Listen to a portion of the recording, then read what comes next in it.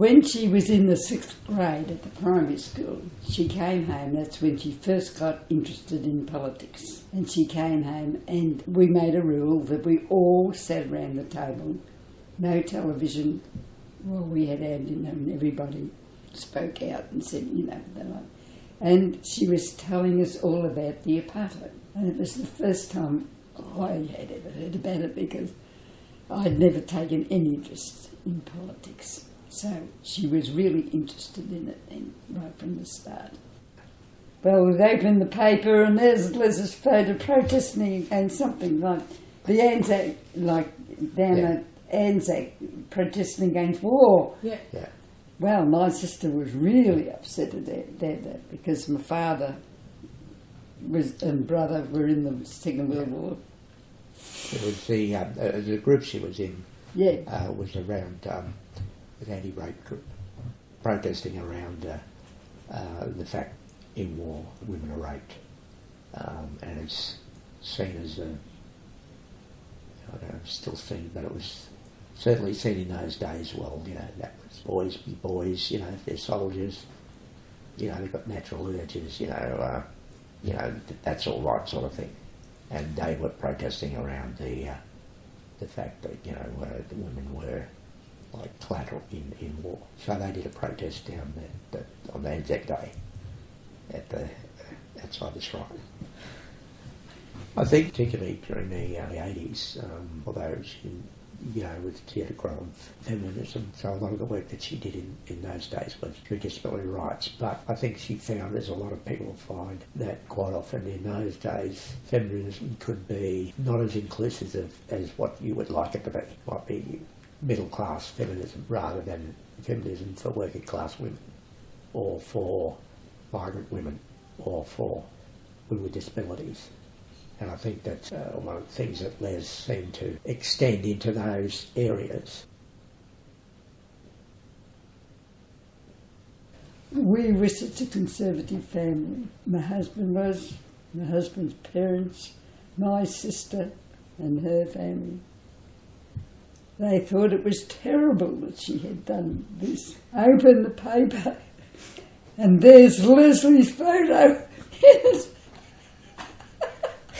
I heard of anything in our lives like it, and I was getting it from all angles. There was two elements to it. There was the anti-beauty quest side of it, but there was the disability part of that as well, where women with disabilities and even blokes with disabilities. The image of very lovely women needing to represent you to get funds was a bit of an anomaly in society. I mean, you couldn't strive to the idea that the perfect person was the most beautiful person was not sort of something that ordinary people ascribe to. Now, you just want to live an ordinary life, do as much as you can for yourself. But when the public see all these beautiful people raising money for you, they get the image that you need to be looked after, which, Spastic Society actually put forward. We need your money to look after these poor, tragic people. So it was very much, a challenge in that aspect. This creates an image in the community that when we go for a job, we can't employ you because you need to be looked after. No, I want to be a Prime Minister of Australia. No, you need to be looked after. So the whole movement was against that sort of charitable presentation of around the image of people with disabilities. But the PR department have got a very set idea about how you raise money. People that are doing it for are saying, well, if you're going to raise money for our services, we want it in a dignified way that portrays us as adults who live in the community, who have equal rights with everybody else.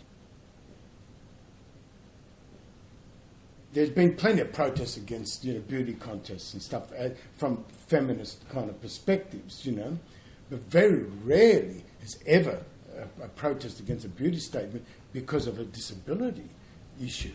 The fact that that these people are kind of perfect human beings, Yes. the perfect model walking across, no limp, no nothing. And is that why you think she's used SS? Yeah. As in like a Nazi? Yeah. there's this kind of equation that happens like this all the time, like ethnics, are allowed to be sexist because we don't want to be racists. And so this is the kind of thing that happens with that you don't mind if we're sexist because what we're trying to do is raise money for the disabled. No one could conceive that anyone would be able to protest. So that was the amazing nexus that she broke through.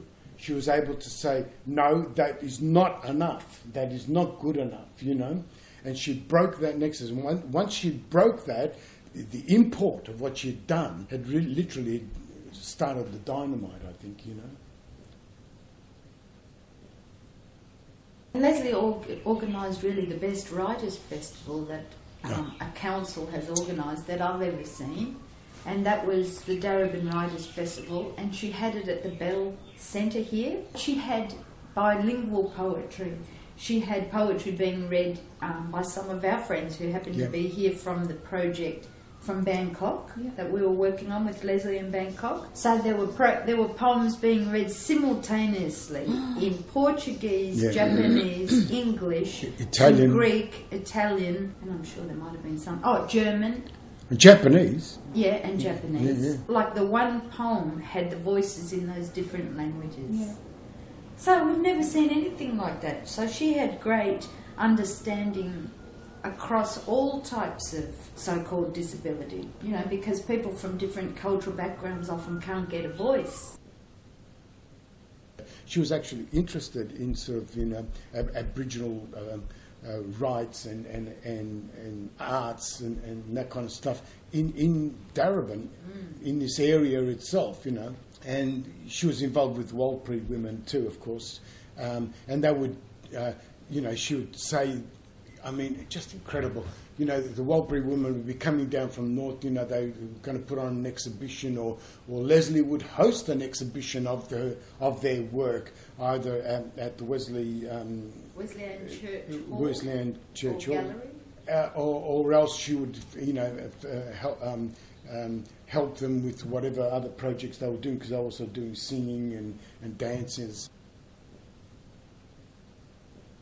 She also had a remarkable ability to know someone else's poetics or their art, to actually recognise their art, that it's not some kind of hobby or just a big noting exercise.